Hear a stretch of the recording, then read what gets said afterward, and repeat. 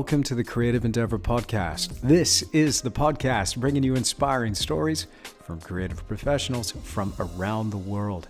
It's real conversations with real artists. And I'm Andrew Tischler, and it is such a pleasure to have your company here once again. In this episode, I'm talking to TJ Cunningham. He's an amazing painter based in the United States, originally from Vermont. Now, you know the drill. It's time for that creativity to start flowing. Get those brushes ready, get some fresh paint out on the palette, and put the coffee on. And let's talk to TJ Cunningham.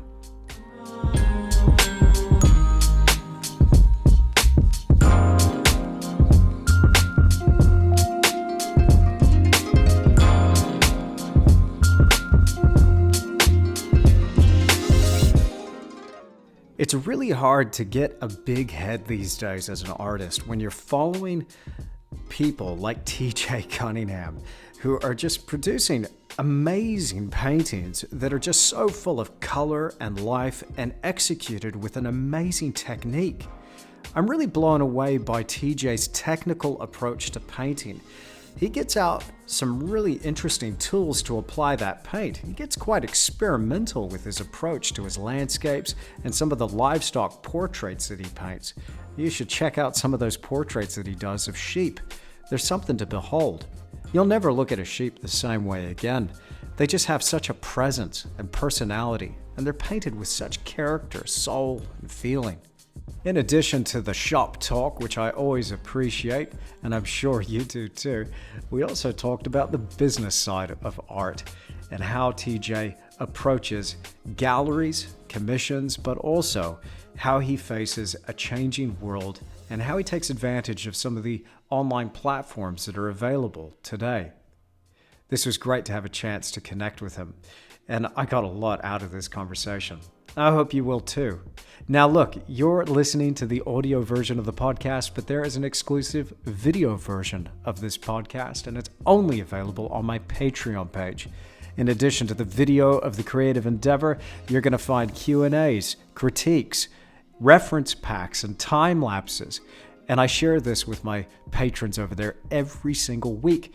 There's more content there than you can shake a brush at. So if that sounds like you, then you'll find that. And it's only $5 a month. Check out that link that is in the description that accompanies this podcast.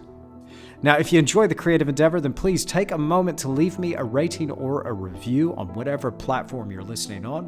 It makes a huge difference to the show. And also share this with a friend. I really appreciate that. If you're going to share it to Instagram, use that hashtag, #TheCreativeEndeavor. Now, without further ado, let's bring him on and get inspired.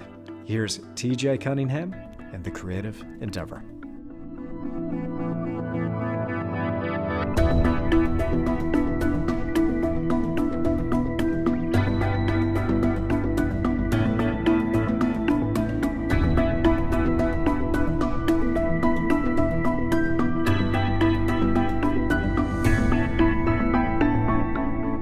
Well, TJ, welcome to the Creative Endeavor Podcast. Such a pleasure to finally meet you. I've been following you for a while on the socials. I'm blown away by your work. Welcome. Thank you. Good to be here, Andrew. Thank you. Awesome. Well, look, I really do like to kick things off this way because here on the podcast, it's not just about the art and the painting. It's about the artist as well. And I find artists' stories and their origins so interesting as to how you got into this thing. Because let's face it, being an artist is kind of weird. I mean, there's a few of us, even though, I mean, we're all connected on social media, and you get artists with like hundreds of thousands of followers and all sorts. But it's kind of a rare job, isn't it? So how did you first start this? Where did the journey start for you? What was it like growing up? Just fill us in on the backstory to TJ Cunningham. Well, so it's one of those stories that can be told two different ways, right? So the one side of it is my grandfather was a painter and my great grandmother was a painter, and then back to actually connections with John Singer Sargent. And, you know, there were a couple of, I didn't see them. They got auctioned off before before I even would have known what I was looking at. But there were a couple of sergeant drawings in my grandmother's house, and just sort of like, so there was this art thing, right? And so that, I think, made it acceptable. Like there was never any like, my grandfather was a painter, maybe I'll be a painter, kind of thing. But then the other side of that was just, a very natural, I love to create. And I'm one of those, I've gotten better, but I could not read as a child. Like I just couldn't read. I mean, if I could physically do it, but I hated it. I absolutely hated it. I looked at all the pictures. If ever I wanted to explore something, it was doing something with my hands, creating something. So that led into some sculptures, and I was a dishwasher at a diner when I was 17. And I had this Tyrannosaurus Rex sculpture, and I was making like $5 an hour or something. And I sold it for $100, put it next to the cash register, and it sold in this little country diner. And I thought, well, I guess being an artist won't be that difficult. I'll go study art in college. And so that's kind of those are the two channels that led to, I'm going to go study art. And it was a commercial art degree, Bachelor of Science. It wasn't an art school. But I got into oil painting. It was just one of those, like, I'll always remember it. Like I was painting a pear, and it's like, this is it. Like once I touched oil painting, like, this is it. This is what I'm going to do. And it's just been, staying in the game since then. So. Excellent. Oh man, that's amazing. What describe that feeling though? Like when you made that sale of that T-Rex next to the cash register, what was that like? Was that must have been a real light bulb moment for you?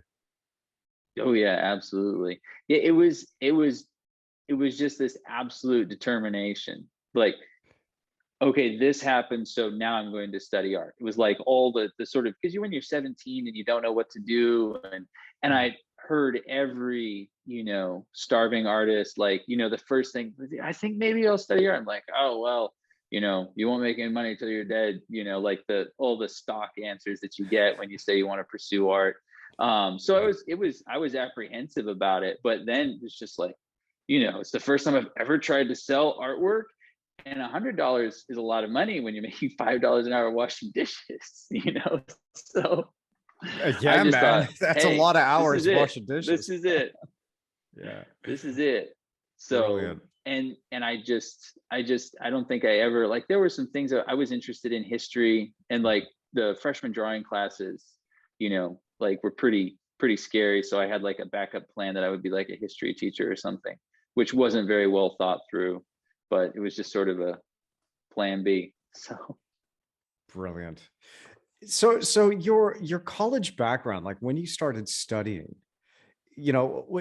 was there much of a connection when you were in those early kind of university days? What was it? I mean, here in Down Under, and I got a weird accent because I'm Texan, but I grew up kind of in Australia and then here in New Zealand for a time, and now I'm back in New Zealand. So university is different, and college is actually high school. That's so they got their terms Gotcha. down here all mixed up. So when I think of college, I'm like, okay, what college are we talking about here? So when you were studying, this was a tertiary institution that offered art, but then you say there's a science connection there too.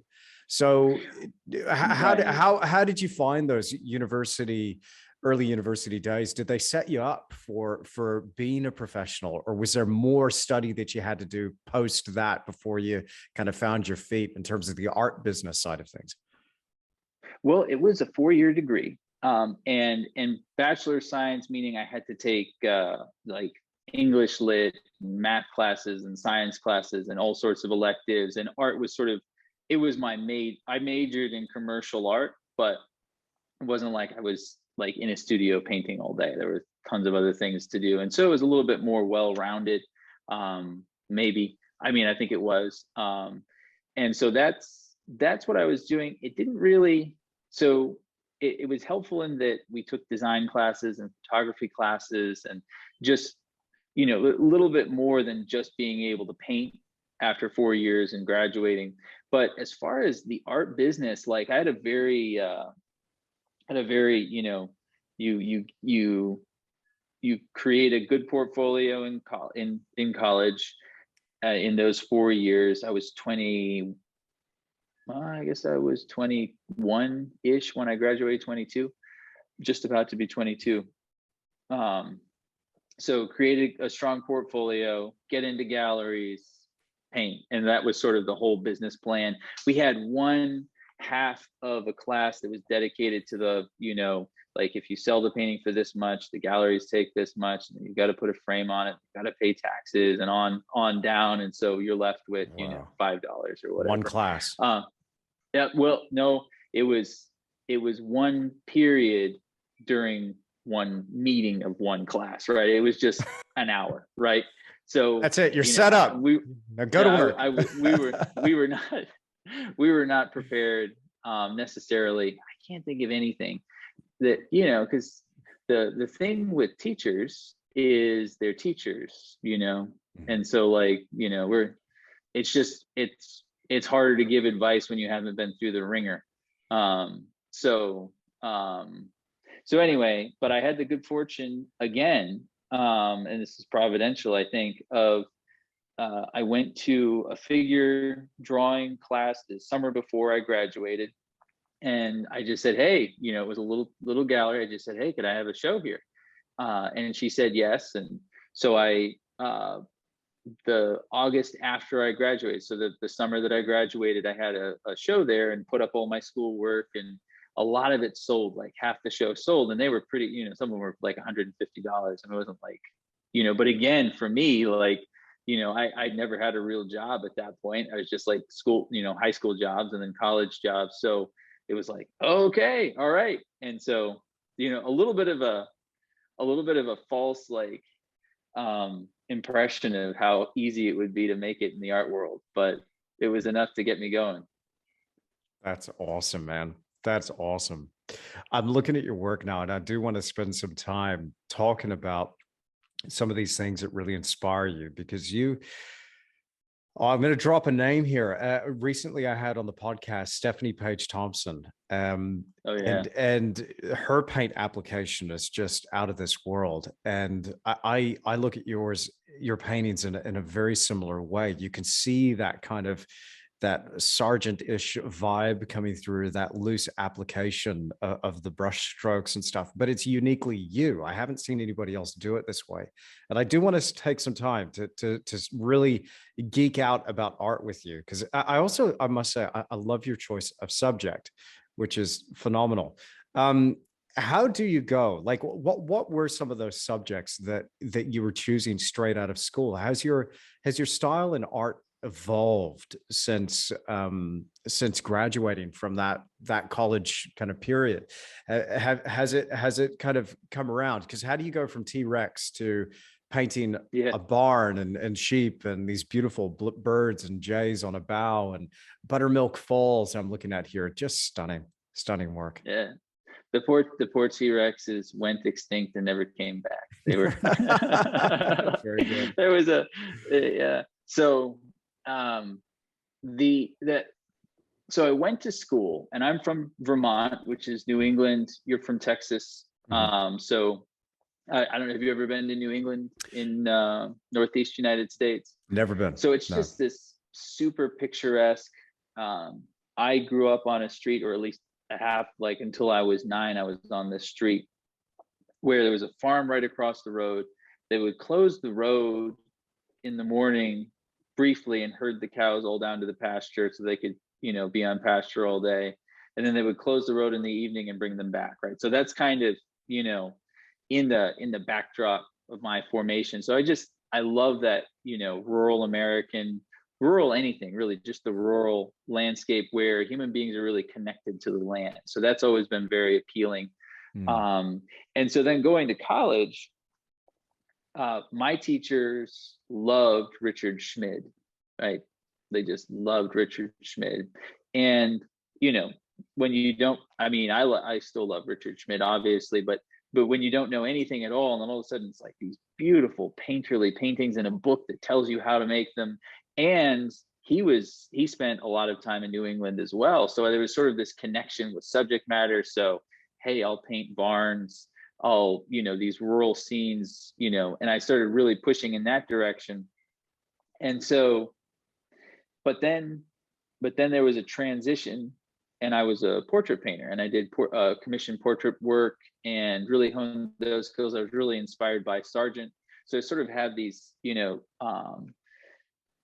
two things going on. And then I had the good fortune of, I studied 3 weeks with an artist who lives in Maine named Stephen Heilman. And he's also just a wonderful landscape painter. And he introduced me to T. Allen Lawson. And Tim's work is just, I look at it all I can. I think his work's amazing. So that's kind of the evolution, those quiet rural landscapes. And the animals come into play really at the beginning of COVID. I had almost completely stopped painting animals, and I just was painting the landscape, and just being in the house and watching the birds, and I just started painting birds and loved it. And then the people who collect my work loved it, so I painted, and just started to explore and realized how much I missed putting the highlight in a living eye, like that wet, glossy glow in an eye. But I don't want to paint portraits at all. I don't really want to paint people at all. And but these birds, and then the sheep were, and the other things, I guess it's mostly sheep right now. I went to a farm and stayed there for 10 days, and they had sheep, and it's just like watching them, especially in the evening, with the sort of glowing sunlight on those, they kind of have ochre color wool against all those cool blue shadows in the grass. It's like, this looks really good, so I'll paint these, and it's just kind of, and then, and again, the people who collect my work really liked it. So it's sort of like that, and then, so it's sort of like a, if I paint something and nobody likes it, I'm like, well, I'll keep that one. I don't like turn it into a series, but if I get a lot of interest in something, then I just continue painting it. So I guess I don't, if I lost the question a little bit there. No, that's fine. No, I enjoy hearing the backstory there. That's great. But you did just say something there that, so I've struggled with this personally, and I've riffed on this with many artists that have been on the creative endeavor so far, is that, when you get a positive response or feedback from the marketplace, and then you continue to paint the same thing, Joe Paquette and I, we had this back and forth on that about, the external versus the internal, those driving, motivating factors. And there's a certain, raw kind of truth seeking that comes from just doing what you really want to do versus responding to a marketplace and providing a product for them. But I always find it doesn't matter what we do as artists, it's a bit of a dance, isn't it? You've got your foot in the business side of things, trying to make it work as a business and actually derive an income so you can feed your kids, and keep a roof over your head. But at the same time, it's like, yeah, but I'm also an artist, and I feel feels, and I got to get those feels onto the canvas because that's true, man. And it's this impossible position that I think we're in. And it's interesting to hear you say that. So how does that work for you? Do you ever get bored of a particular subject, or are you one of these guys that, and I'm making an assumption here because looking at your work, I assume that you are, because I don't know what it is that comes through your paintings. You feel it, looking at your work, it feels like you're all in. There's nothing here that looks like it's phoned in. It's like this is a raw expression of the way I feel about sheep. But then there's a dozen other sheep paintings, but everyone just shows a little something different. I don't know. How do you feel about that? Yeah. So I'm kind of giving the game away. But do it. That's what we're here for. For me, it's a Venn diagram where the circles overlap, right? And for me, it's like what I want to paint, what my customers want as far as subject matter, and then what I can paint, right? So like there are things that I don't feel at all qualified to paint yet, right? And some things are in the works, some things have been in the works forever. Um, but you know, I'm not ready, you know. Mhm. And most of it is just, it's not that I can't get an image and reproduce the image. It's just like I just don't know what it feels like, right? Like I can't like sheep. A job even before dishwashing was cleaning up after sheep, right? So I'm very familiar with sheep, right? I paint them until I can smell them, and I'm like, okay, the painting's finished, right? Like you can just tell, you know, this is what a sheep looks like, this is what a sheep smells like. And so there's that. And then, you know, it's a little bit it's a little bit trickier with the what people want, because I don't really I haven't really created too many paintings that, well, I guess I've found enough people so that I'm painting what I want, and there are a lot of people that are interested in that. I guess that's kind of, it's not like, um,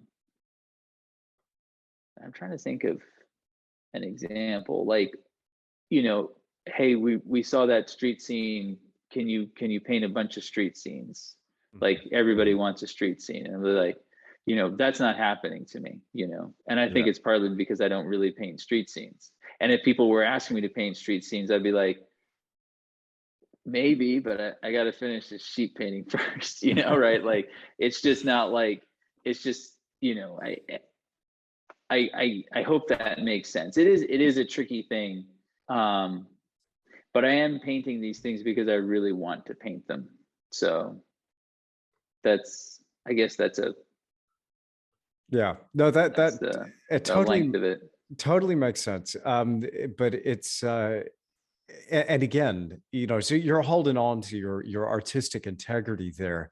Mm. I've been asked by agents. I'm not going to throw my current agent under the bus, or mention his name, Andreas. But you know, it's like, hey, you know, we need some waves now. We need some mountains now. It's like, dude, I'm doing this right now, you know. Right, right, right, right. But I also don't want to be ungrateful to the people that are, you know, requesting these things, because you know I've got some really wonderful collectors who make my life possible, but I always find it's just this impossible position of trying to balance and wear so many different hats as an artist. You know, you're a technician when it comes to oil painting. You're, you know, involved in the material of it. You're also wanting to say something deep about the subject matter. Then you're putting on your business hat. Now you got to go and market this thing. Now you got to go and deal with people, and now you got to worry about this, and now, oh, now it's time to do the accounts. You know, it's just so many different things that we do as an artist that just ultimately, it's, I find it very difficult to transition and go back into that raw creativity. And I find the one thing that just makes it a little bit worse for me, just speaking personally here, is that, you know, or more difficult, I should say. Again, don't want to sound ungrateful, even though I am kind of sounding ungrateful right now. Is continuing to paint these things and requests. I've now just said, you know, commissions are closed. I'm not doing any more. I'm not doing any more commissions. I'm going to do what I want to do for a while.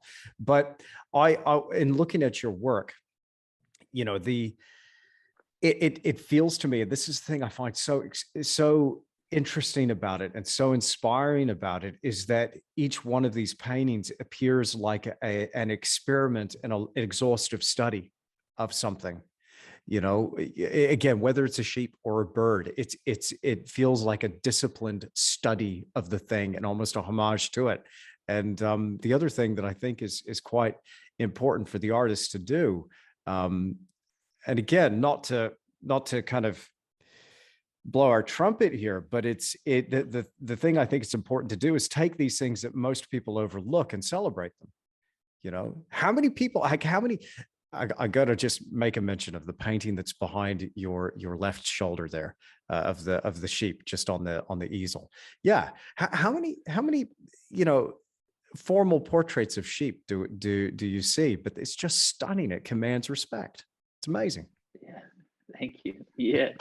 I the uh, the real sheep's name is Cauliflower, and she Nice. lives in Vermont. Yeah, but I think I'm going to name the painting Lady Anne because she just looks like she's a border Leicester, so she's an English breed, and she just looks like royalty to me. And I That's awesome. definitely, you can't paint a profile against a dark background without thinking of Sargent a couple times, right? Like it's Right. impossible, Right. like so I am thinking like that kind of thing. Like it's a portrait. And I think that's the thing.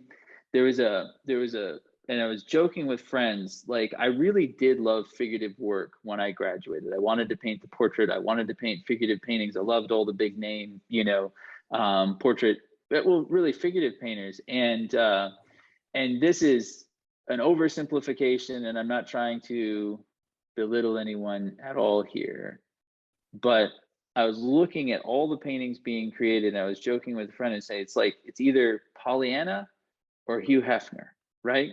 She either looks like she's from 1901, and she's wearing this like vintage thing, or it's a naked 19-year-old, right? Like it's just there's no that doesn't feel like there's any middle ground. Like and that was part of the reason why it just didn't feel like there was a place for me. Like I just didn't feel like there was something that I could really get my hands to. And now it's like I'm even deeper in that. Like I'm just not interested anymore. I just I Yeah. don't look at Yeah. figurative work anymore. Yeah. The sheep are my opportunity to like take all of that figurative painter portrait painting desire and just really, you know, unhindered, this is exactly what I want to say about this creature. And there's so many other things that I want to paint. I'm just on sheep right now, but it's like that, you know, it's not trying to be anything. It's just how can I take this creature and just portray it with all the excellence I can muster, with the same intensity that I would have if I were commissioned, to paint this really important portrait or something like that. Like I'm all in on every single one of these. And it's really nice to do, and this is the fun about doing a series, is you get to experiment. I was just on YouTube watching it was about filmmaking and how filmmakers handle color and why color looks so good in movies. You probably know all about this already, but it was 60-30-10 rule. And I sort of intuitively picked up on a little of it, but it's like, okay, here it is all laid out. I'm like, all right, well, I'm going to apply this to the painting I'm working on, like right away, like immediately. And I just want to see these colors work. It's like, okay, that does work. Right. And so it's just the subject matter for the oil painter is almost like a vehicle, right? This Mm. is just, I'm a realist. I want to keep my drawing skills really, really sharp, and I want to sharpen them. I want to be better at drawing and presenting my subject. But for me, it's a combination between a beautiful presentation of your subject and then a beautiful presentation of your medium. And doing so many, because I'm working from photographs a lot with these sheep. Like I used to paint from landscapes from life a lot more than I do now. I have lots of studies that I can look at, but I do paint from photographs, and that's kind of liberated me to really push away into what I think the colors should be. And I'm tweaking things a lot more because all I have to base them on is the photograph. So I'm kind of riffing on that, and I'm able to explore that. It's a delight. I'm loving it. So That's awesome, man. And it's so cool. I got to say again, it's so cool to tell when you can tell by looking at somebody's work that they're all in and they love it. That's awesome. Because I can certainly tell. I've just pulled up another. It is so stinking cool, dude. To borrow Thomas Fluharty's phrase here, but it's so cool. yeah, Like your he's cool choice of too. he's a good dude. This your choice of color here, on this barn. Now let me get the title of this. And people watching the video or listening to the audio version of this, you go pull up right now cunninghamfineart.com and just have a flick through the gallery here of paintings. You're going to be blown away. Now I'm looking at right now for Four Flocks Now. Am I getting Oh that yeah. title right? Yeah, yeah. So the way that sunlight just zings off that red barn, the relationship of that red to its complementary opposite of being the green, the subdued nature of the sky and the hills beyond, it just creates this bam punchy impact. So explain this to me. So you got you 60, 30, 10. I had not heard that before. I've got some understanding of how opposites are used in film and in particular lighting, like most sci-fis that you'll watch, look Hmm. out for the blue and orange relationship or the green red relationship. They'll play these off, or yellow violet relationship. A lot of alien type movies will use almost a greenish teal kind of light with a brilliant orange, like, and you always imagine like there's the monster there, it's glowing, there's this blue like little fine highlight on the skull or the head of this thing, and then you get the red flashing warning light that just illuminates it every now and again. It's that pop of two opposite colors. But how does that Yeah, work yeah. for a 60 30 10 rule? Can you explain that to us in a little bit more depth? Wow. Okay. Well, the best thing to do would be to share the YouTube video that I just barely watched Yeah, I know. with you. But so the idea that 60% of the painting or the set, but the painting for us is one color, and it can be variations of value, but it's all the 60% of it's orange or 60% of it's green. Then 30%, as I understood, would be the complement of that, and then there's a really strong third color in 10%. So it'd be easier. Wow. Can I just grab a painting? Do it. So Let's go. this is the one I'm playing with that. And so I've Huh. got orange being the 60%, and I pushed this blue gray, and Go this ahead is and blue. hold that a little bit closer up to us, so up to that camera. There we go. Now we're centered. Yep. I really hope Okay. folks are watching the video version right now, which is exclusively on my Patreon page. So find that link accompanying this podcast, and you'll get to see this amazing painting. So carry on, TJ. Yeah, thanks. So orange, blue, the blue is approximately 30%, right? So, and then that pink nose is just that one push of color, and I'm going to push it a little bit more. She's obviously not finished yet, but that's the idea. And so setting up this sort of sweeping design, I always like to be able to turn my paintings, and it's an interesting design no matter which way you Yeah, look at it. you look at it differently as soon as it's inverted or on its side. You look at it as a series of abstract shapes, right? But Yeah.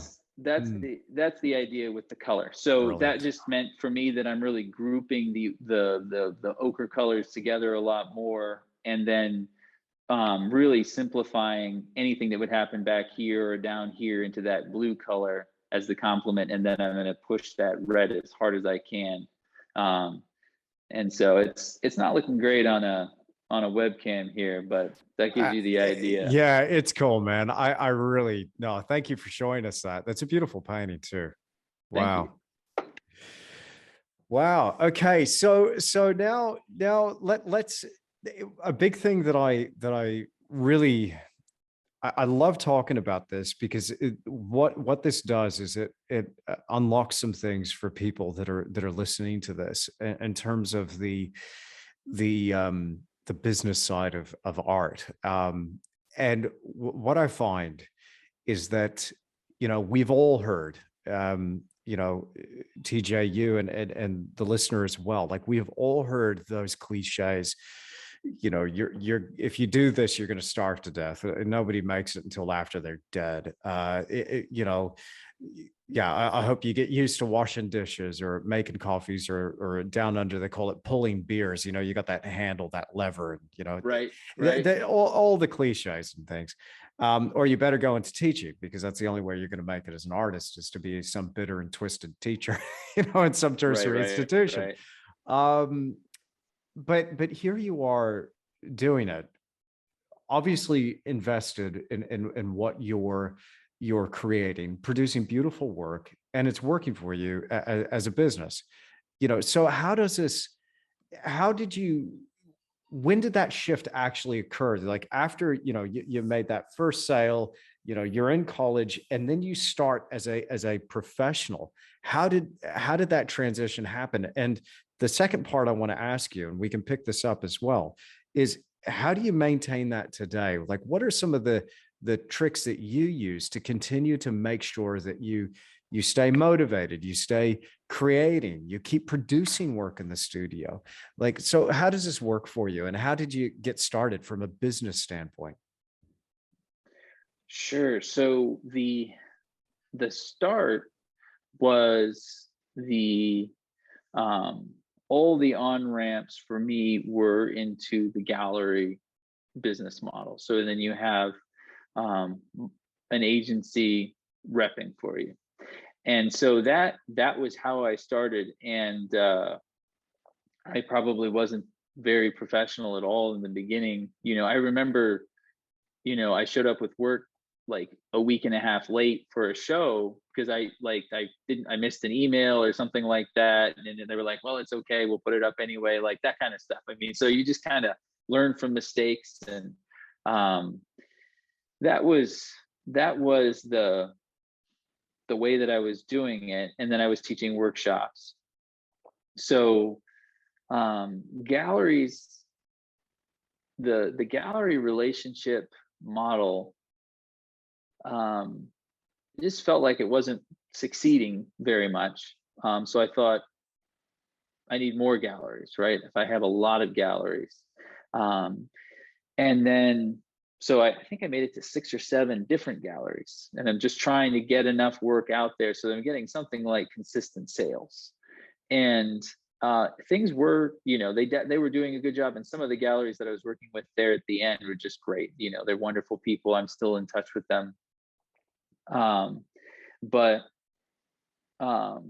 it kind of stopped working for me at the beginning of COVID, and that was really, it was a sort of a knee-jerk reaction. I was just afraid that, because all I could think was, all the horror stories I've heard about the great crash of 2008 for galleries, where you had galleries go under, and they went under with all their artists' work aboard. Like the artists never got their work back. I mean, there's just like an endless string of stories you hear about this kind of thing. So I'm like, I got to at least get most of my work back to me, because all the galleries that I was working with are in cities that were particularly, and I know you've experienced this too, like it's shut down. Nobody's coming in, nobody's going out, and we couldn't see the future. So No, shut down. it was a Yeah. pretty big reaction. It was a pretty big reaction, and I just pulled out and started selling online. And a lot of things happened, and I gotta say that there's sort of like the overarching uh, attitude that I want to have, like toward everything that I've been able to enjoy, is gratitude, right? Like I'm not a self-made man. Like I'm not like I figured it out, I sat down, I worked hard. Like, you do work hard and you do figure things out, but in the end, like, yeah, I'm just grateful for what I've been able to learn and what I've been able to do. So anyway, I was able to transition to selling online. And it's a crazy thing when you start selling online, and you're not giving galleries a 50% commission anymore. So it's just like, wait, I have 100% more money, literally, and now I know my customer, right? Like I had no idea, these people were buying my art. I didn't know anything about, other than like a handful, like a dozen people I knew, because of the agencies are so careful to keep the art, because of people like me, right? They keep their artists and their customers separate. And so it just worked. And I just shifted out of the galleries like throughout 2020, because at the beginning it was just knee jerk and panic and my goodness gracious, what are we going to do? And then it just was like, this works better. And then I just slowly pulled the rest of my work out. And I've been selling through my website since then. So that's kind of, and the actual, you asked about evolving as a business, like I am still, like I said I didn't like to read as a kid. Like my penance is now. I am like getting everything I can get my hands on to try and figure out how how to do all this stuff, because it's a Yeah. totally different skill than drawing value edges and color. Mm. Yeah, it certainly is. Man, I've been on a steep learning curve since about 2016. And, Yeah. I'm also a slow learner because I lost my business and went broke twice, and where the bottom fell An out of art this thing. business? Oh yeah, yeah, no, went completely broke. And so I basically, when I started out, and people who listen to the podcast or kind of know a bit of the background would have heard this story before, but I'll make it brief. But basically, the same global financial crash stuff. All my eggs were in that basket, in that business model that you're describing, of representation. And it's not so much that the galleries kind of went bust. They were going bust all around that area, but the buyers dried up. But in Western Australia, we were insulated from the fallout, the immediate fallout of the crash of '08. It didn't catch up, it would seem, until about 2012. And we were insulated from a strong resource sector. But what actually stopped it was China just made a decision that they would stop buying so much iron ore, and that was the backbone of the Western Australian economy, was iron ore. It was all coming out of the Right. desert in Western Australia. And now suddenly they're like, yeah, we're going to half our order or take it down to a third or whatever. And wholesale executives, employees, boom. It was just, there was money everywhere in Western Australia at that time. You couldn't walk down the street without picking up $150,000 on the side of the road. Now, I say that tongue in cheek, but you had like garbage collection or sanitary experts or whatever working on the mines up there, or people just driving a truck or whatever, making 150 grand a year. And a lot of these people would Right. be like, yeah, I want a cool painting of the Pilbara or the Kimberley hanging in my living room.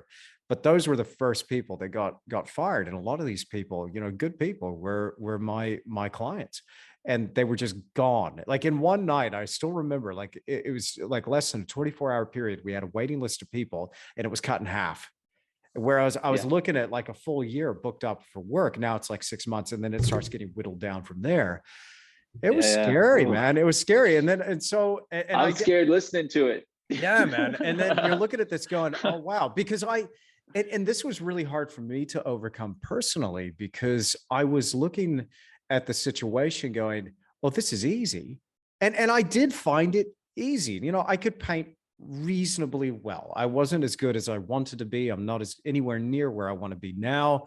But at the time, I was producing a quality product. I was getting good money for it. And so in my mid 20s, coming away from a sellout show or commissions or whatever, it just became normal for me. I took it for granted, and I did not prepare for the future.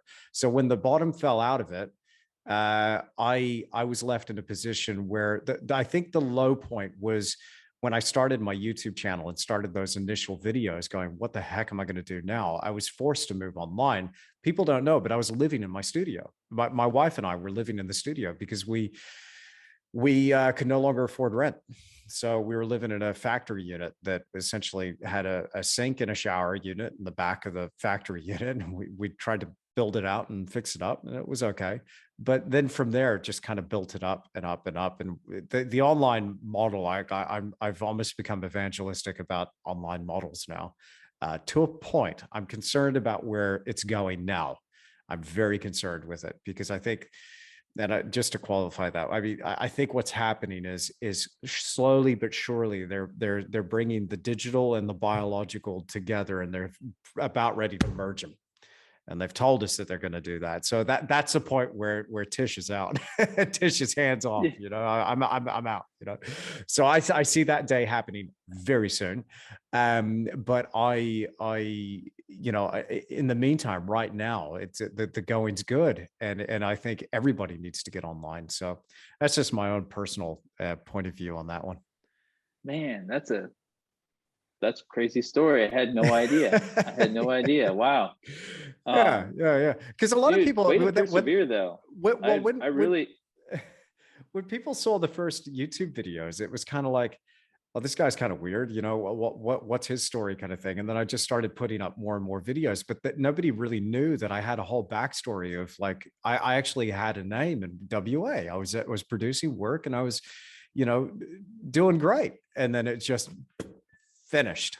And in a little place Yeah. like Western Australia, I mean, nobody even knows there's a city on the west coast of Australia, down kind of towards the south, called Perth. It's like, I thought Perth was in the UK somewhere or whatever. You know, it's like, no, there's a Perth in Western Australia. It's a very isolated city. There are people in Perth right now listening to this, pulling out their hair, going, "How dare you!" But I mean, come on, admit it. I mean, if you're listening to this and you're from Perth, it's an isolated city. You're in the middle of nowhere. No one's coming for you. Yeah. Yeah, I love Perth, Wow. man. I miss it. I miss that city, but it's a cool place. Cool place to grow up. And that's where you restarted though. That's where you like started a YouTube channel and No, actually, started no. So rebuilding your business. no. I started my YouTube channel in a factory unit in Daylesford, Victoria, and I was so Victoria was on the opposite side of the country. So I got my start in my career in Perth, then Mhm. shipped it across, trying to find home in Australia. We went to Queensland, and then we went to Victoria, which so Melbourne is basically the big city in the state of Victoria. Everybody knows where Mhm. Melbourne is, and that's south of Sydney. And so I had kind of gotten my start, or I kind of found my feet in the digital world there, but I started with 0 followers, 0 subscribers, just built it from scratch all over again. And that was 2016 when that happened. Yeah. Dude, well done. Well done. That's a Well, good, that's a, it's always a good story to hear, like, when somebody came back, you know? So they hats keep off getting to you. up. Yeah, they keep getting up. Look, man. I mean, but this is a thing. I mean, I think our lives are a story, aren't they, in a way? And you know, the nature of reality. I'm starting to find is struggle, and there is an element of pain there to it. I mean, I think that the Christian walk as well, like it's the nature of reality is to suffer in a way, but you know, you try to handle it with a sort of gratitude and a grace. You know, it's as you were saying before, you know, it's your, you know, your personal, you know, philosophy of being grateful. I love that, man. You know, Right. we can't forget that, can we? Right. Yeah. Yeah. Well, yeah. And, um, with the always, like, it's kind of, it can all just be taken away, Yeah, man. like Yeah. you got to hold on to it lightly because it's just, like, I have a, I had a dear friend who I'm older than he was now when he passed, but I remember talking to him and he had just such, because he was in a business with his dad and they were doing high end stuff, with electronics, electrical systems, like for, I did, I won't say anymore because I'm not quite sure what he was doing, but it was, he was really excited about all of it and what they were doing, and then all of a sudden he's diagnosed with terminal, brain cancer, and Oh, and then and he was gone within 2 or 3 years from diagnosis, and it's just like one of those things where it's like, you're full of hopes and dreams and then you're just clinging to life, and not to be too morbid, but you just, that's one of the things, obviously you live with that kind of thing because it's reality, and I am grateful, I am incredibly grateful that I get to do this. I mean, and it, you can take things too far, maybe, like I do believe in the future, I am excited for the future, I'm not like this may be the last day, but still, like, i'm really yeah, i'm really cool, grateful, so cool. anyway, that point stressed, and yeah, yeah, being an artist, but it's one of those things where it's like, people who are in real estate lose their shirts too. Everyone you loses their know shirts, man. yeah, Everyone loses like, their shirts. Yeah, for sure. yeah, it's like, I mean, I guess, you're in a really stable job, you worked hard, and you got a job in the iron ore business in Western Australia, and you think everything's great for the rest of your life, and then, it's not, so it's one of those things, That's it, man. you just can't really count on it. So That's it. And if you can come back from calamity like that, it does make you more resilient. But the one thing I told myself is like, okay, never again. That's never going to happen to me again. And then boom, it happens again. I'm like, oh, what didn't I learn? What didn't I get out of this? Um, but now it's the key, I think, now is just, yes, gratitude number one, first and foremost, being grateful for what you have, and being present in the moment. Because when you're in that position, operating from that point of view, and you're out of that fight or flight, because there's nothing like being broke and hungry and really just sitting on the edge, and to put you in a position where you're not making the best decisions. You're in reaction I rather than know. thinking ahead. You know what I mean? And a lot of Yeah, us artists, artists are there. A lot of us artists are there. But the been thing, there, been there. oh man, the thing that gets me though is like, okay, the business model is changing, because the amount of people that are emailing me and messaging me, as a result of, well, not so much the podcast, but more as a result of like social media posts there or YouTube videos. It's like, okay, how do I get into a gallery? Like, that's the question. How do I get into a gallery? I'm like, it's the wrong question. As you were just telling us there, I mean, okay, so you look at something like COVID-19 or whatever gripping the world, and there's this terrible pandemic and yada yada, and but the gallery's just shut down, retail's gone, like and it's going to be affected again. It's not like that it's over now. This is going to continue. So your business model, your future, can't be reliant on systems that have been established over it. The game's changed, new game. Work out the new game. And so the thing I wanted to ask you about here, I mean, I'm looking at your website, got it up on the other screen here. Beautiful website, by the way, TJ. Come on, man. This is a beautiful website. So Oh, thanks. the design's slick and clean. What is this, Squarespace?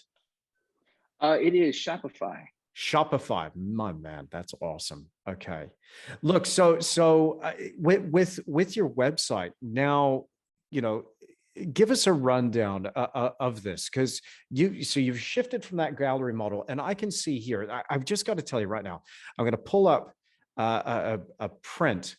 No, I'm not. I'm going to go to paintings. Okay, I'm clicking on paintings, and this is something that I absolutely love. What you've done here is that I can pull up on your website. I can see the price. I've got a massive, dude, I'd like to buy one of these. I'll tell you what. Hey. This is really cool. And really great prices, competitive prices too. Not too expensive, but not cheap. It's achievable, affordable work for a painting like this. Come on, a bigger flock. 9 by 12 inches. So you provided your phone number here to contact you if I want to ask you about the work too. Like, you're available. This is nice. That's right. There's something here. So I can find out anything I need to find out about the painting. So how's it been? How's the response been to making this transition? And was this the kind of thing that you had to set up, over the last couple of years? I mean, because you probably didn't have this going like this in 2019, did you? No, not at all. What I No. had going in 2019 was um, it was basically a business card online, right? Like Mhm. that's kind of what, it wasn't a tool set up to sell. And um, it wasn't really an invitation for a relationship either. It was just sort of like, hey, this is who I am. Here's my picture. Here are my paintings, and in my defense, like, the only thing I was thinking was somebody's going to go in, see my work at a gallery, and they're going to look me up on Google to make sure I'm real, and I want them to see, hey, he's a real artist, he's painted other paintings. So everything I did for the first decade of my career was to try and augment my success in galleries. That was really, Mhm. that was really what I was doing. And sort of and I still, like, again, like, I don't have any animus toward these. Well, yeah, I gotta be careful here. Let me get my stories mixed up. I am very, very adamant that I never ever want to go back to like I'll go to a coal mine before I go back to a gallery, man. Like, I am completely done with galleries. Fair enough, man. Um, Yeah. so But I was having a conversation with the gallerist, and I'm like, so like I sent you the painting, and now I've got this customer that I know that you don't, and they want to buy the painting. Like, is it still a 50-50 split? And she said, if it's in my gallery, it's a 50-50 split. And like, she thought that was like somehow going to convince me to stay in her gallery. I'm like, that was like the breaking point, like the absolute breaking point. It's like, okay, like, Well, there's a rebellion coming. I don't know how it's gonna go, but we gotta do something differently here. And I also have friends that are artists, and and like they've been in the gallery model all their lives, and I'm like, man, like I'm gonna be poor forever, like legit poor forever, because you just can't make it, like you can't make it on 50%, I don't think. I don't, unless you're really selling some crazy expensive work, but yeah. anyway, I Yeah. digress. Yeah. The That thing, is interesting though, TJ. Sorry to cut you off, but that is a real interesting one that a lot of people don't realize. And I don't know of many other business models that operate like that, except for like wholesalers. But wholesalers are dealing with masses of product, whereas you're an right? artist and you're specializing. You produce one painting, maybe a month or whatever, 24 every year, Sure. and then they're going to Yeah, yeah, say yeah. we're going to take half. Like I must recognize what the gallery brings to the table, but half of everything Yeah. I do, I don't get half of everything you do. Right. It's like if we're going to go 50-50, I want half of your time promoting this stuff. How about that? Right. Right. So Right. I got a bad attitude. Dude, I Andreas, do I hope too. you're listening. I'm trying to keep it under control. Yeah. I, Yeah. So, go on, go on. but then there's like a, maybe there's a price point, when you're selling, and I know your work sells for a lot too. So maybe there's a place for an all the time kind of representation when you've got, a 50 grand, a painting that's 50 grand or something like that. I don't know. But like the thing that I was doing was, my dad was a machinist and he worked 60 hours a week. And I was trying to turn, because it was all I knew, I was trying to turn the galleries into that. Like, this is how I'll work all the time. I'll keep my employers happy, really. That was how I saw them. And I'll somehow make this work, right? And like, there's going to be some big break, I'm going to win this competition, like these myths that we tell ourselves, that even if it happened, like now, even if it happened, it's not going to change the game, So anyway, and it just was coming to grips with the fact that it's like, I am not, this is not what, like, if I want to be an artist, it's going to have to be different. It's going to have to be different. And really what it is, and it's such a beautiful thing, because I love my customers. Like, I love them, like I really, like, when I say the people who collect my work, like, I was texting one guy today, like I really, really care about these people who make this investment in me. And there's something, now this ties back into my faith and being a Christian. You're just creating artwork. It's just like, yeah, I want to express this and I want to try to get the gallery to sell it, right? And you don't really see where it's going. It doesn't really, there's just like that love of neighbor that isn't really happening in the creative process, right? And for me, a big, huge part of this was like these paintings, I don't want to own them. I mean, I'd like to keep a few, but like, I want this to go to someone else, and I want it to bring them joy, and I want it to be super high quality so that it brings their great grandchildren joy, right? I want this thing to get passed right on down.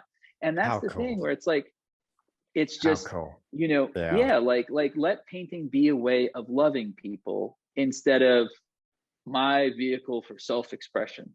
It is that a little bit, but like, can I share this joy? Can I share this passion? And it's like, there's somebody standing in the way.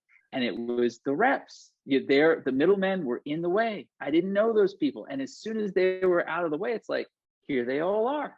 Here they all are. Wow, And man. so, and the thing that I like I love to like write birthday cards and do like, little drawings and things. Like, I wish I could dedicate more time to that, because these people are just amazing, and so that's the thing. That's the biggest part of this for me, is just, and I'm sure you get this with your students and your online teaching and stuff. It's like, you're serving, you're helping, you're loving, you're giving, and I feel like the real success is when you can find a way, because like the people, like, because and also getting rid of all that imposter syndrome. Because it's funny, because when you sell a $10,000 painting, and the $10,000 paintings I sold, I'd been snookered into a 60-40 split, so I got $4,000 and the gallery got 6, right? Yeah, it was bad. So anyway, right? So it's weird. You can't really process the fact that there's somebody who is eager to trade $10,000 for your painting, because you only got 4 and you don't know who they were, right? And so, like, to carve away all those layers of imposter syndrome, where it's like, you're not tricking somebody out of their money. They're eager to trade their money for this painting. Like, that's how much joy it brings them, and it's worth that. And so those are the things, like, man, if I have a couple of younger artist friends, and it's just like, every chance I get, I'm on this hobby horse, and it's like, this is what you need to do. This is what you need to do. And because then you've got lots of people who care about you, instead of a few galleries where you're one of their artists that, on a good week, they may think of you. But anyway, I'm rambling. So Not at all. No, not at all. And in fact, I want you to go back to something just then, because, every one of these podcasts that I'm doing, every single one, there's always a takeaway. And here there's multiple takeaways, but you just said it. And I call that, like, that's the nugget right there. It's a golden nugget right there. And it was, painting for you. Please repeat that if you can remember it. I'm trying to, when I go back and listen to this, I'm going to isolate that quote. And that might even be a little bit of a trailer or a clip for this podcast. But I love that. It was like, painting for you is a way of loving people, or something like that. Can you remember what you said, please? I heard that. Sure. And I was like, that's so good. Remember it, Andrew. Remember it. It's like, that was so good. To let painting be a way of loving your neighbor. The love of neighbor, that we are designed to express, right? And it's all over, wherever you see goodness. Yeah. That love, like, instead of art being a vehicle exclusively for self-expression, let it be a way to love people. And that amazing. That it was sort of like an engine that wouldn't start. And as soon as those connections got made, it's like, okay, this is what it's about. Okay, this is what it's about. And it's so much better. Think so about much better than navel gazing. Oh man, think about all the people that never have the opportunity to learn that lesson. It is it's discouraged, though. It's so discouraged, because it's like, no, only express yourself. If people are always like, well, don't chase the market. It's like, what is the market? Are those people? They're people. It's like, people. Yeah. They're people with money. They're people. Well, yeah, they're people with money. No. I'm not saying they're people with money. I mean, they're people. They have some money to spend. They want to buy a painting, but they are people. Right. Yeah. They're individuals. They're just as important as I am. And they're now in my mind and in my heart. And I am so happy because of it. Like, it is just 1,000 times better than what the artist model is. Like, you're so, like, complicated and genius that you need, like, a team of representatives to, like, explain you to the world and sell your art, right? Like, you're Van Gogh. Like, Van Gogh, everybody thinks Van Gogh is the only artist to ever live. Like, nobody got along with him. He didn't get along with anybody, and he was this brilliant, tortured genius, and his paintings are amazing. So and they weren't worth anything until he died, right? So all this stuff, it's just baloney, and some people are really introverted and they don't enjoy talking to other people. Like, everybody's path is different, but I love just being able to make connections, so anyway, that's the quote. Thank goodness too, man, because I mean, and again, I've said this before, I'll say it again. I learn more from this podcast than anybody. I get more out of it than anybody. It's really is. It should be called the selfish creative endeavor. Because, but I just really hope that people hear that and they take that to heart, because so much of the power and the control has been given to us, and we have really do have the reins as artists. But I do want to say I've dropped his name, but I've also mentioned him a couple of times in episodes, and um, Andreas really is a dear friend of mine. He's my agent, and he's based now in South Australia. He was the guy that took over the original gallery that I was showing with, in Perth in Western Australia. It was called Applecross. At the time, it was Applecross Framing and Fine Art, and then it became Applecross Fine Art. And so he took it over from dear friends of mine, who were Colin and Gay Dixon. And people might remember Colin from episode 11 or 12 of the podcast. Wonderful man. These are the only individuals I have ever found that would be willing to work with me on my terms. And the relationship was based on trust. And right now the relationship with Andreas is based on trust. I'm hiring an agent, and I would encourage anybody listening to this that if you're going to go into the gallery model, see if you can treat it as a business negotiation. Don't just be be that piece of the puzzle that will not fit in their model. So they got to build a new model. And the only way you can do that is if you've got a product that they really want to sell, or they really want to get their hands on, or they really believe in you. And fortunately, at the time, I was so blessed to have that opportunity where I met these people and they were like, okay, we are going to make this work. And then we came together and we negotiated, we came up with the deal, and then it worked. But it's like, when you sell this painting, I want to meet the person who buys it, and shake their hand. And it was like, okay, cool. Now I get to see that person. So then you're hiring them for a service. But then this is the thing, dude, if they had told me we're going to do 50-50, I walk.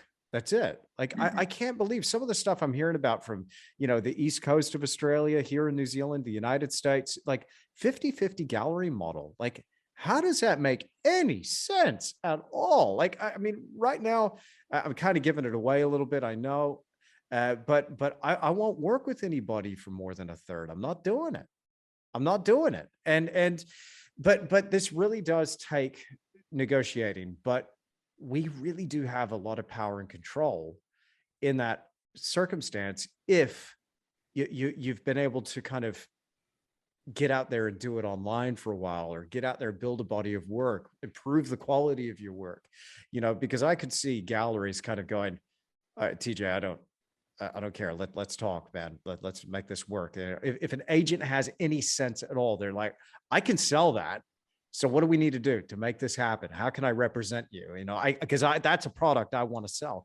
And it's a game. It's a business at the end of the day. I just don't understand. It doesn't make any sense. And I don't understand why more artists don't just kind of play with it.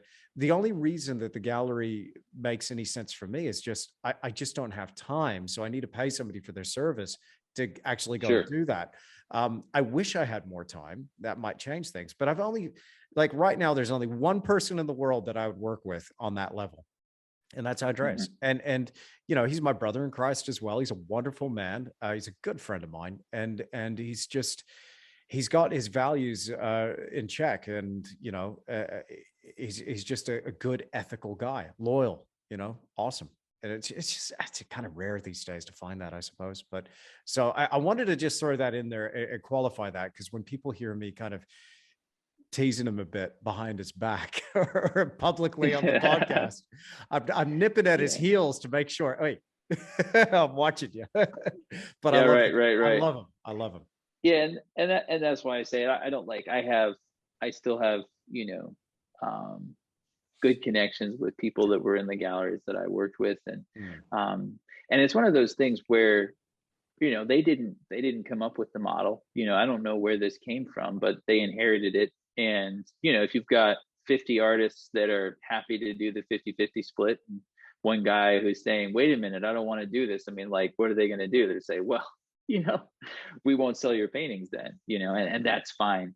But I don't I don't want anybody to think that I have any bad feelings. It's just how that model works. It's minimum wage or whatever. It just is what it is. So But I tell you, man, Um, after spending that long on a painting and the gallery saying, no, it's 60/40. By the way, we're the 60. Come on. yeah, yeah. Sorry, man. I don't mean to rub This salt is in the pretty. wound there, but it's like, come on. Yeah, it still hurts. It still hurts. But it's one of those things. Once you're free from it, it's like, Yeah. wow, the birds Yeah. start singing and the sun comes out from behind the clouds. It's like, whoa. Freedom. Yeah, exactly. So, Awesome. um, Awesome. yeah. Listen, TJ, it would be an absolute crime to have you on the podcast and not ask you how you do it. All right. So I've seen some posts from you on Instagram, some reels and things. And as I was looking at these, I was going, oh my goodness. There's a materialistic kind of terrible word, I know, but that the quality of the material, your manipulation of oil paint as a physical substance. You have found some cool ways of applying paint, brother. It's not just like a palette knife or a paintbrush or something that you're going beyond. Like I saw a wire brush in there, a squeegee. Tell me a little bit about your approach to handling the material and your experimentation, because clearly that's a huge part of your artistic practice. Oh, yeah. And thanks for that. I just the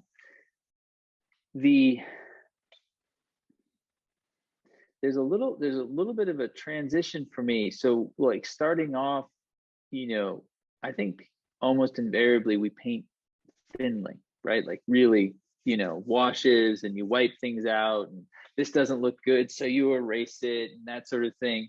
And got to a certain point, probably um it's probably about 2017, and I've been painting for 7 years professionally. I started painting a decade before that, where it's just like um starting to feel a little bit more comfortable with the process.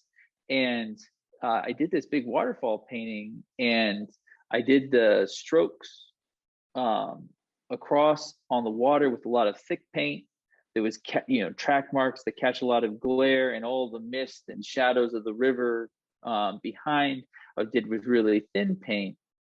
This is the first time I remember this, and um, softened it out, and it just had, all of a sudden, when it was lit from above, it looked like real water moving in the shadow. And just sort of that feeling of like there's an element here that I can bring to this, where I can try to describe the actual feeling of the thing that I'm painting. And I think a lot of experimenting with the river, like, the first thought, how do you paint transparent water? The first thought is with transparent paint, right? And then all of a sudden it's like, but if you run into the water, it stops you, right? So maybe my mind needs to see something really thick that's going to, I can't get through it easily, right? You can't run in water quickly. And so all that, just really playing out these ideas led to varied paint application. And it was, long journey to get to squeegees and trowels and all that. But I think that might have even been, I was able to go to a retrospective show of T. Allen Lawson's work, and just see the texture of his paintings and trying to figure out like different ways to put the paint on. And so I had this sculpting, this was back in 2018, I guess. I had this, from one sculpting class, I had all these clay manipulating tools. So I started playing with those. Then I was in the hardware store and I picked up that squeegee and I thought, I'll bet like there's something I can do with this. And I've seen some artists do some tricks with it online. So let me go play with that. And then just basically any abstract painting that I can get in person with and see, I'm really studying, because they're, the good ones are all about texture and design. They're not trying to represent anything. And so how do I take those pieces of that beautiful abstract, just like it's a texture that you can feel, and how do I incorporate that into it's not realism but representational art. And so that that has led to, um, I came up with this thing, and I don't practice it religiously anymore, but where I'd set a timer on my phone, and every 15 minutes I would switch tools, but I wouldn't switch passages. I wouldn't be like, okay, I'm using a big brush for this, and I'm going to switch to a small brush, but I'm going to switch places in the painting. I'd keep going with that passage with that small brush, where you pick up a palette knife and you paint for 15 minutes with the palette knife. And it just really helped, like, force me, like, there's a different way to put on paint, and just sort of exercises. And That's so awesome. I just got to say, I've never heard of yeah. that before. That's so awesome. Sorry to cut you off, please.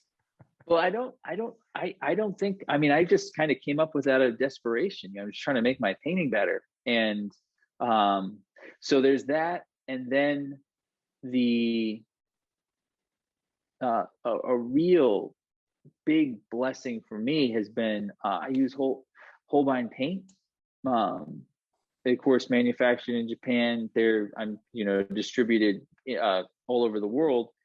But their quick dry white, just, it sets up so quickly that I'm able to get layers of paint that look, when I look at them compared to work that I was doing before, it'd been like weeks to build up that much texture, and I'm doing it in a few days. And that also comes from looking. I love, love, love, love George Carlson, who Mm. was a sculptor, and you're familiar with his work. Just love his work. And so trying to get all those raw passages of paint. And I don't know if he uses anything but brushes, but there's just so much of a sculptural quality to his paints. And so, but he's, as far as I know, from like the word of mouth, like the word on the street is that he paints a couple paintings a year, and he's just, doing one layer at a time for months and months and months. And I just don't, I paint more quickly than that. And so the quick dry white has really allowed me to, it's really complemented the way I want to paint. Um, so yeah, that's that's a lot of the tool stuff. Basically, you get to a certain point in a painting, and it's as far as to go, like, technically. It's the right drawing, it's the right color, it's the right value. And then the rest is sort of like feeling your way in the dark. Like, I guess it's like that last 30%. And we're all capable of it. Like, I think that I don't want to spook any students, be like, well, it really is this sort of, you know, inner thing that maybe you haven't and maybe you don't. Like, I think everybody's capable of it, but it's just one of those things where you just have to keep going and going and going until it feels right. And that's one of those things. I have at least in my painting style, that idea of, like, you overwork the painting, or you have to stop now because maybe you'll ruin it. Yeah. That was Yeah. very liberating to just reject that from me, Mm. because it's like I'm the artist. I made this. I'm going to keep going until I think it's done, right? And if I paint, like, if I should overcomplicate a passage, you just get a big brush and you paint it out, right? Like it. I'm not maybe explaining it too well, but that idea of, like, this sort of mythical, like, you'll ruin a painting as it's blooming kind of idea. And so people are afraid to go too far with a painting. And I think what ends up happening is they don't go far enough, like, I'm just going to push through until I think it's really, really done, and It totally that's it. makes sense. Yeah, it totally makes sense. And I've heard that so much as well, like with, oh, leave it there, don't go any further. And my personal philosophy is, yeah, go ahead and overwork it. You only know where the line is by crossing it. And a lot of my work consequently does look pretty overworked. I will be the first to admit that. Like Milford Sound, a lot of people saw that painting. They're like, hey, that's a really cool painting. But you get right up on that sucker and you can see each, like, individual little blade of grass. I went too far with it. But I'm looking at work, by George Carlson, as you were saying, and T. Allen Lawson, and you, and artists like Paquette or Stephanie Page Thompson. I'm looking at you guys and I'm like, I really need to loosen the heck up.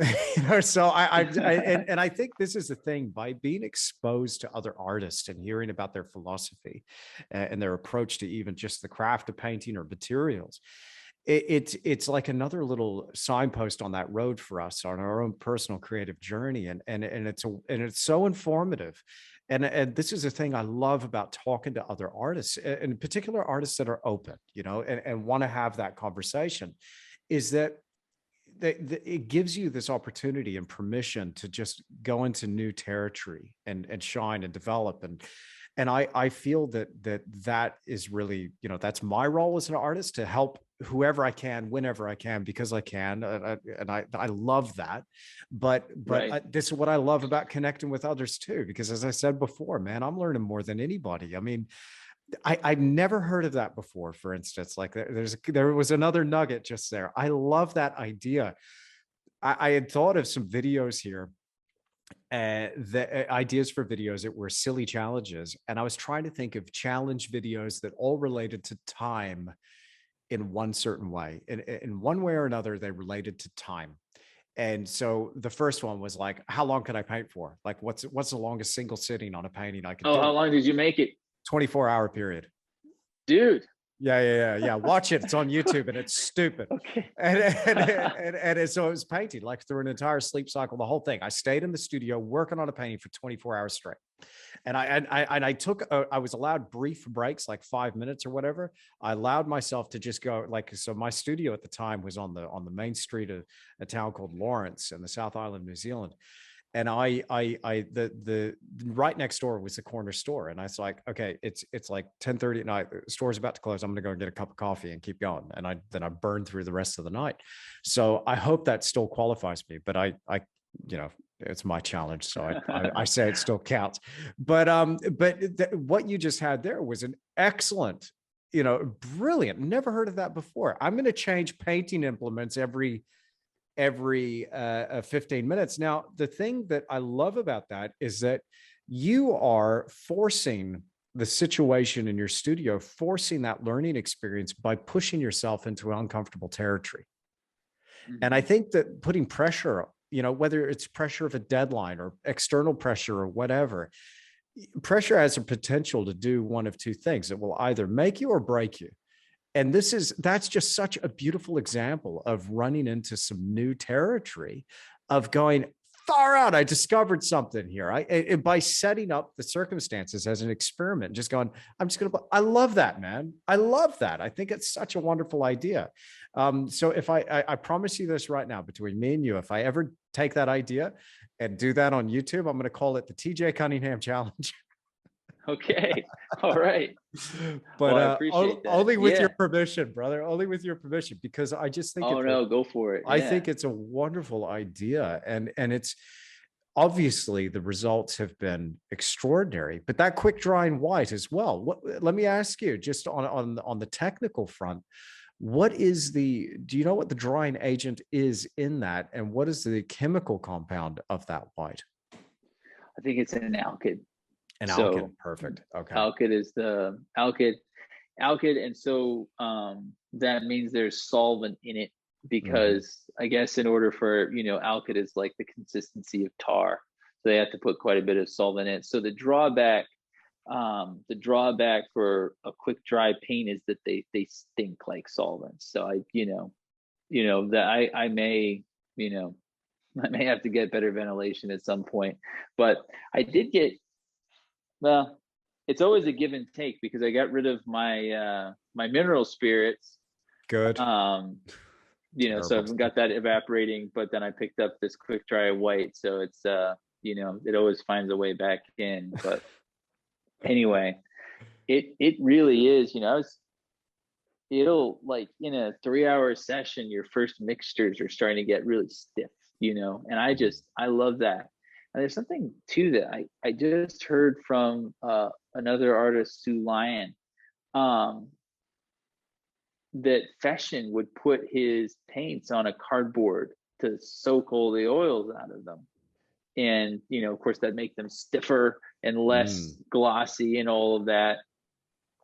And looking at his paintings and like all those raw textures that he would get out of it, you can see how that's coming into play, all that dry brush, and so my paint's starting to set up and dry on me as I'm painting. I just love it.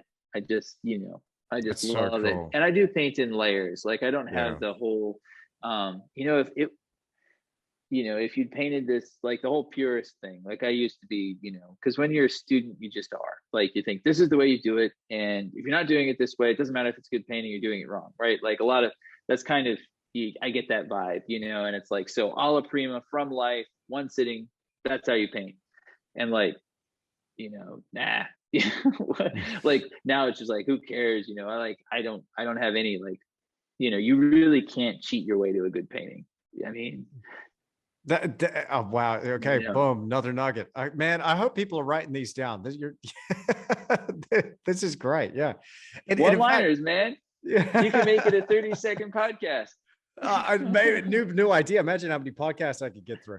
But look, it's interesting as well. Like being a purist about your approach. I just talking to Virgil Elliott on the podcast. I just recorded a conversation with him yesterday, and it was kind of like, he was saying, I can't remember exactly how he said it word for word, but it was like, why are you out there trying to paint like Sargent? Sargent already has you whipped. There's a way that he did it. That was his way of doing it, and people have this idea, oh no, you have to do it like this. You have to listen, at the end of the day, what are we doing? We're pushing colored mud around on a piece of cloth with a stick with a bunch of hair sticking to the end of it.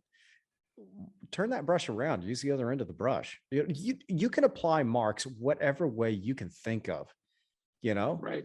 As long as you're using good enough, like like if you do I mean, you can do things that'll lead to cracked paintings or paint that doesn't stick, and like you can, there are certain parameters for application, cause and effect, and I do pay attention to like the fat over lean and all of that.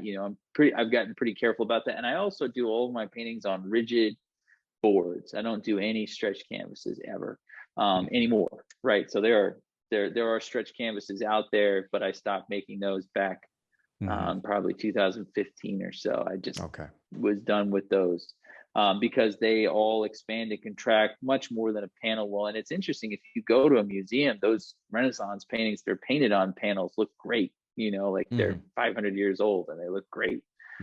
So anyway, I do all my work on panels, which gives me a little bit more confidence that all this crazy thick paint won't crack, in the next, I want them to last forever, obviously. So, but yeah, like the thing with another, like, just, like really pivotal moment for me was finally coming to, I am my favorite artist.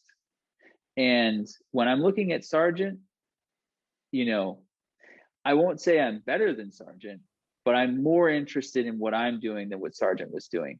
And anything that, any of these other artists are doing is something that I'm just going to take and try to apply to what I'm doing, and that sort of broke me free from that whole, like, I open alla prima and I'm trying to paint just like Schmidt, and I close alla prima and I get on the web and I see, Casey Baugh, and I'm trying to paint just like Casey Baugh, like that sort of, like, I always think of Johnny Depp and the spinning compass, like, I don't know which way to go. I love all these artists and I don't know, like all of that is like, you're bringing in all of that to your style. And of course, like, museums are hugely, hugely important in that, to just go and see. Like the first time seeing we went, my wife and I went to the Met, and then we went to the Clark, and then we went to the Boston Museum of Fine Art, like all in one little road trip. And just, it was neat to see Sargent's style evolve from his early work to his later work. Went to the Isabella Stewart Gardner Museum as well, and he had like one of his last portraits is there. You can just see like his evolution. Like, Sargent didn't paint like Sargent for too long, like he was on a path too. If you get what I mean, like he had really polished, careful paintings. And then he had really broad, is more like sort of trademark what people think of when they think of Sargent. But just to pick all that up and anyway, not feel like you have to base your own style on someone else's style. I love that as well. Like I must admit, I kind of did cringe a little bit when you said that. Not but I totally get what you mean. It's like I am my favorite artist, and the bit in me that cringes is like I okay, how about this? I want to believe that. I desperately want to be that, but I'm not, and but I just kind of go, well, I dare not even think that thought because how egotistical of me, but that's not what you're saying at all. It's yeah. No. And I so that's I'll put that to one side, but I and not to put words in your mouth, but I mean that's just the way I kind of initially reacted to it. But that is again just brilliant, TJ, because when we get too caught up in fixating on a particular way that one artist did things, and we just focus on that, you kind of lose the plot a little bit. I tell you where I find it, and I pick up the thread of that for myself artistically, is I go, okay, what is the standard? What is the objective standard of beauty? What is that thing that I'm trying to chase?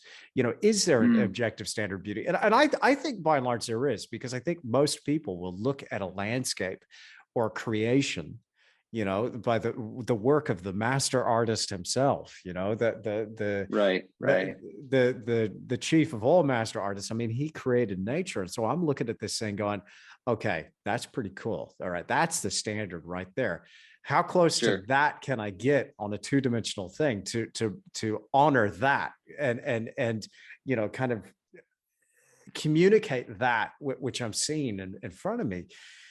And that's what I really what I try to focus on. And then out of that comes my style. And I, it's kind of like you have a recognizable style now. Like I can see there's a consistency, but there's something coming through because you're in it and you can't remove yourself from the process because you made that image. But to me, and you correct me if I'm wrong, but I mean, this is something that I've been thinking about a lot because I get a bunch of people asking me, how do I find my style? I'm like, don't worry about it. What do you want to paint? Focus on that. Your style will come about naturally. Don't focus on the style. The style will come. Just paint and love it. That's in the beginning of John F. Carlson's Guide to Landscape Painting. It just, students shouldn't worry about style. It's like handwriting, just paint for 4 months every day from life and you'll have a style. Just like that. So yeah, and the idea with choosing to be my favorite artist is an idea as a teacher that I want to communicate to my students too, because it's not, we can just get totally overwhelmed by perceiving how much better someone else is at X or whatever. Like they're just really, really good. And you can see the tremendous distance between your ability to create work and their ability to create work. And it's easy to get discouraged by that. It's easy to feel like, well, then you just need to copy it. And then you feel like you're just copying them. And you can see the really well-known artists that have, sort of like these rings around them of all these people who are trying really hard to look like, that artist. Right. Yeah. And it's much more, I'm most interested in what I'm doing. Because I have agency. I'm most interested in what I'm doing. And then just for my students too, like you paint for the next, I've been painting for 15 years. If you paint for the next 15 years, you're going to look totally different. Like the where you'll go, because we're all so unique. So I guess that's the thing, like just to not try to be a tribute to Sargent or a tribute to Sorolla or whatever artist it is, because it's better just to be in love with what you're doing and not feel like you somehow owe, like you have to try to mimic these other artists. And even if like, even the 5 people that may try to be mimicking me, or maybe there are 3 of them, I don't know, like it's just, we're all on our own journey, you know what I mean? So anyway, I hope that clarifies that. Absolutely. Yeah. Yeah, absolutely. It's always interesting, hearing other artists' take on that whole thing. Especially, accomplished painters like yourself, that have found that. And also just, reflecting on it, because again, it just reminds me of those early years when I first started painting, just going, oh, who am I? What do I want to be? And it does take time. It's interesting as well. Like, and I think this is the exciting thing for a lot of the young artists that are coming up now, is that they have the beauty or the ability of being able to be exposed to more art and artists. I think, okay, well, there's a downfall there to maybe not being able to go into as many galleries or museums as we used to, or maybe just the nature of just traveling in general. You're not exposed to as much art and culture as we once were, maybe, just a couple of short years ago.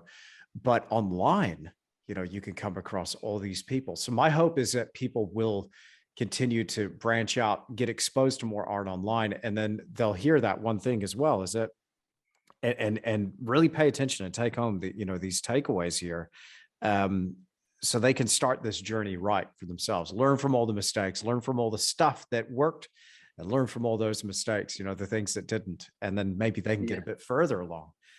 Yeah, like take time off their journey. Like that's the idea I love as a teacher, where you're just like, it took me 5 years to figure this out. If you listen carefully, it's going to take you 10 minutes to figure it out. You can skip those 5 years of searching, just get farther down the trail, Yeah. And it's one of those things where art is so unique. It's so, like, I love right now, I think, like my favorite, like, I'm double crossing myself here, but like the artists that I look at and I'm just like, wow, I wish I could paint like this, is don't worry, man. I'll teach you how. It's fine. You got it, man. I'm sorry. No, carry on. It was perfect.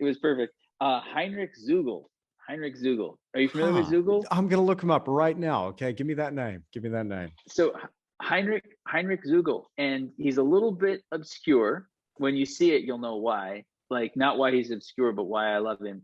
And so he's a German artist, died in Munich in 1943. So literally the entire world was fighting with his nation when he died in Munich, right? Of old age, I think. So he just, for some reason, he's just not as famous, as well known. Like, you just don't hear his name. But his work is just astounding to me, like absolutely astounding to me. So I look at it, but the thing is, like, I can paint sheep with my whole heart for the next however many years, and I can look at his paintings and be inspired by them, but I'm never going to paint like that. I'm never going to be able to paint like that. And if I'm honest with myself, there are things like, if this were my painting, I would change this, or I would change that, like, you just look at other work. So with students, I think when you're studying, when you're learning, like, how important it is to realize that you're just kind of taking pieces of all these things and putting them together. At least that's how it's worked for me. So that's a new name, and I've just pulled up his work now. Heinrich Zugel, Zugel, Heinrich Zugel.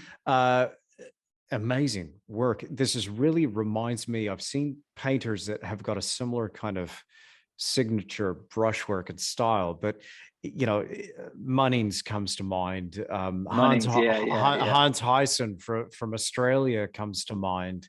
But just extraordinary. Lucy Kemp Welch is another one.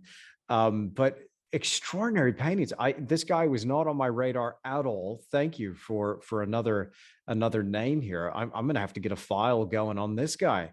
But I Yeah. totally get what you mean as well. Like it's super inspiring stuff. But I find myself doing this all the time, TJ, which is, looking at an artist's work from the past and then going, yeah, I love it. It's a beautiful painting. Man, I'd love to live with a painting like that. Extraordinary. Maybe even do a master copy. Well, what is it about this work? And then going, but I don't like this bit.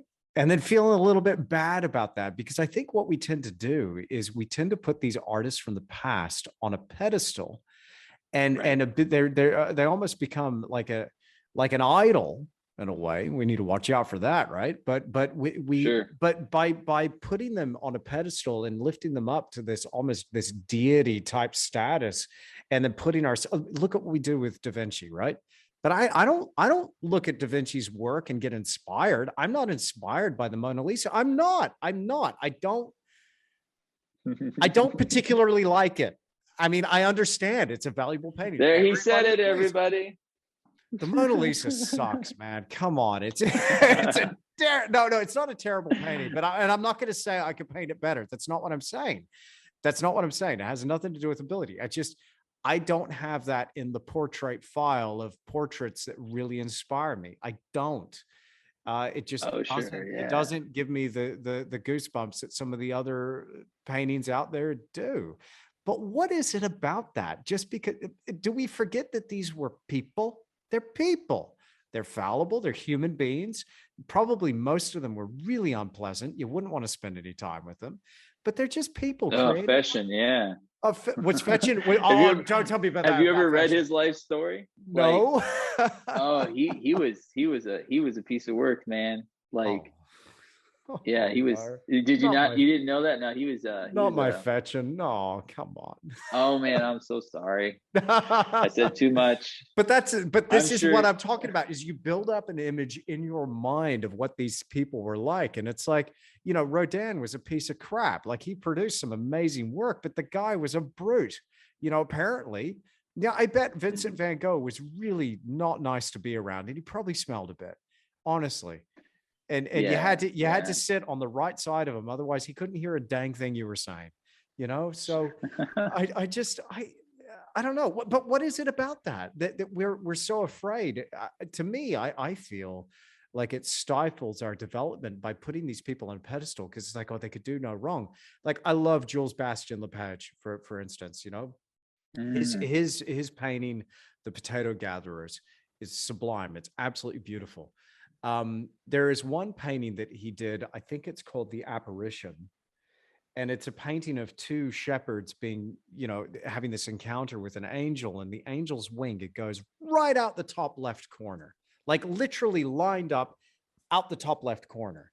Now, there's a few compositional rules that I try to follow, because, the edges of the canvas, for instance, are vectors. They're lines of force or sight. When you're looking at the bounds of a painting, you're aware you're looking at a painting.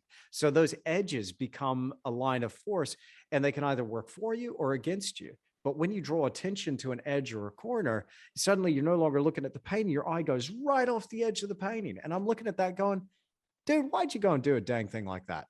But this is sure. Lepage.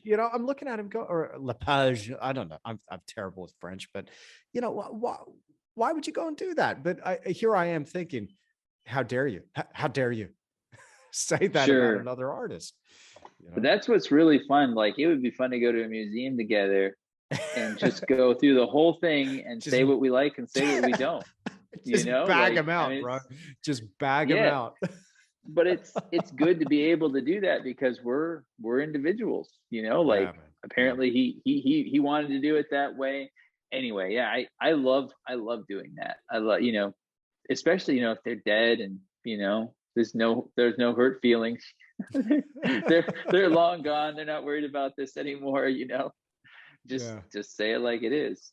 There's Could you imagine going to Da Vinci's opening? Hey, Da Vinci, you suck. Yeah, right. I Run think away. that's what Michelangelo did, or maybe Da Vinci did it to Michelangelo. Like, they had quite a bit of Yeah. Yeah. rivalry, those two. Yeah. We thought the French Impressionists were bad with each other. But some of those Renaissance guys, my goodness, yeah, pretty intense people, intense time. Yeah. Listen, man, I could geek out with you about art all day. This has been such a treat talking with you. I've learned so much. I got a new name there that I could put in the file. A few takeaway quotes and stuff. Before we tie a little bow around this, I just want to ask you, what's next for you? What are some of the things that you're really excited about? What are some of the things that you're exploring with your art? Some directions you want to go in your career? What's on the horizon for TJ Cunningham? Wow. So I have, I'm really kind of in the middle of this vein of livestock that I'm loving it. I'm absolutely loving it. So there are a few larger paintings that I'm excited about doing. Most of my paintings recently have been sort of mid-sized to small. So I'm excited about, I've got some compositions lying around the studio now that are going to get translated into some larger work. And then there's one that, I've been, there's a few that I'd love to do of, it's a bird's eye view, but you're looking down on one of the great birds of prey, soaring birds, and down at the landscape past the bird. So it's a little bit, that the idea admittedly came from Wyeth's painting Soaring, Andrew Wyeth's painting Soaring, but Andrew Wyeth, yeah, look it up, Andrew Wyeth's painting Soaring. He, though, like Wyeth, Wyeth is funny because it's like no matter what he painted, you look at his paintings and it feels like Andrew Wyeth specifically. You feel like somebody's just about to get murdered. It's always like someone has just been murdered or is just about to be. Like there's always creepy music playing. it's like cows in a farmyard, but like what's with that, dude? Something's about to happen. Yeah. It's a funny thing with Andrew Wyeth. So anyway, I'm not at all like him, but I love that composition. I love that idea. So there are a few paintings like that hopefully someday I can, I've been wanting to paint these forever. So yeah, that's next, and I don't know. It's kind of an adventure, like something will be, the sheep thing started less than a year ago. So it's just something incredibly inspiring will happen. You'll see some sort of, vibration, glimmer of beauty that I hadn't noticed before. And, I'll be after that. So. Awesome, man. Awesome. Well, TJ, what a treat this has been. Thank you so much for being on this episode of The Creative Endeavor. Hey, well, thanks for having me, Andrew. Your work and your story and inspiration to me. So it's been a pleasure.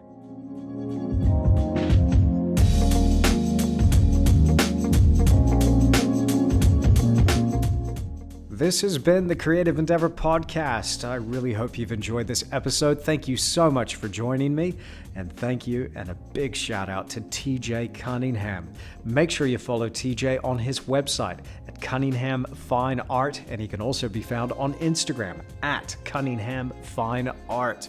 Go and follow his amazing artwork there and check out his creative journey. This guy is producing some amazing work, and I will continue to follow what he's producing with great interest. Now, if you enjoyed this episode, you got something out of this, and please do me a huge favor and leave me a rating or a review on whatever podcast app you're listening on. It makes a huge difference to the show. And while you're at it, go ahead and share this with a friend and share it on social media. If you're going to put it on Instagram, then make sure you use that hashtag, The Creative Endeavor, spelt with an O-U-R on the end. Thanks so much for being here. I really appreciate your company. In the meantime, if you want to find out more about me, then go ahead and find me on my website at andrewtischler.com. You'll find links to everything that I'm involved in there, all my social media, the podcast, of course, my Patreon page, everything that I'm up to. And I really appreciate it. Now, while you're at it, make sure you're also subscribed through my website. I'm in touch with my subscribers there regularly. It's been fun. Thanks for hanging out here in the studio with me. I'll see you again very soon in another episode of The Creative Endeavor.